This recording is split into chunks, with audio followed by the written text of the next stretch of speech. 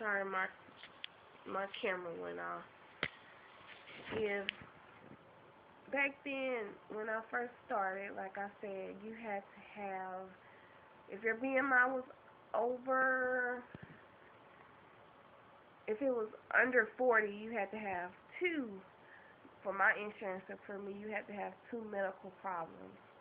And at the time, I was only diabetic. They didn't count asthma as one of them.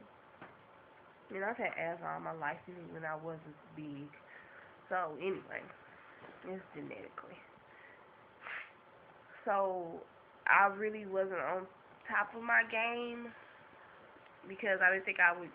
I feel like I was wasting my time because I only had one medical problem and I didn't think I would actually get approved for the surgery back then. But the FDA approved if your BMI is over, I think 30 now, you can have a surgery with only one medical problem. So that's how they got into play. And once I heard that, that's when I really started really getting into it, trying to get approved or whatever. So I set up an appointment with the nutritionist.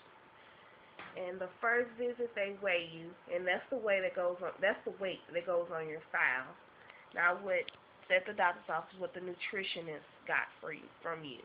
At that time, I think I was 236. I had lost a little weight, so I was going to the gym and stuff, trying to lose it on my own because I didn't think I would get approved for this surgery, and I can't afford to have this surgery.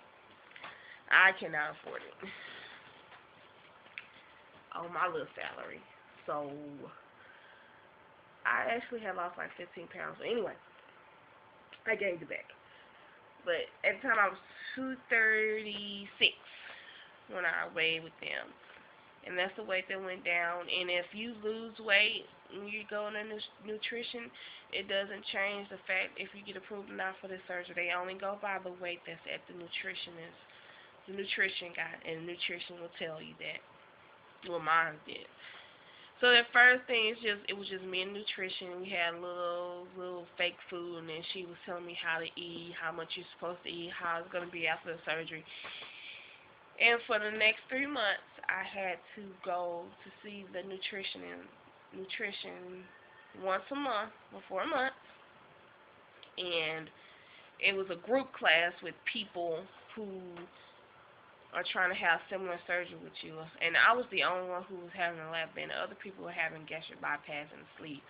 So it was a little different for me because I don't have to, it's not as strict. Like they have to do more than bypass patients and the sleeve patient because it's more like a tool with the lap band and we don't have to take as many vitamins and stuff like that, unlike the sleeve and the gastric bypass. So my third visit, I believe I had it in, I don't remember. But anyways, they called me and they wanted me to have a visit by myself because I had gained some weight since my visit. I went back because I was, like I said, I was losing weight. And they saw that I was losing weight and I had gained it all back. So they was like, well, you've gained weight since you've been visiting us. So they wanted me to have a one-on-one class with them. So I did that. And they sent my information to the Nicholson Clinic once I was all done with my 4 months with the nutritionist, the dietitian and nutritionist. And then the office called me and was like, you need to set up, I see that you're still trying to do this thing, so you need to come in and see the physician one more time. So I made the appointment that day. That same day I made my psych whatever the word is. I made an appointment with the psychiatrist. That lasted about, I went to the doctor's office to see his PA again. It was the same thing. I was in and out there in 3 minutes. I gave him the letter that my doctor wrote for me. I gave him that letter. which I thought would be the 2-year wait thing, but it wasn't. I'll get back to that. Gave him that letter. I did my psych visit. He passed me. You can go to my videos below and see that psych visit video. So I thought I was done. I sent all the information, and the Nicholson's officer called me again. Was like, it seems like you have everything, but you do not have the 2-year wait thing. I was like, I thought the letter would be enough, but I actually have to have the numbers and the weight that I've had.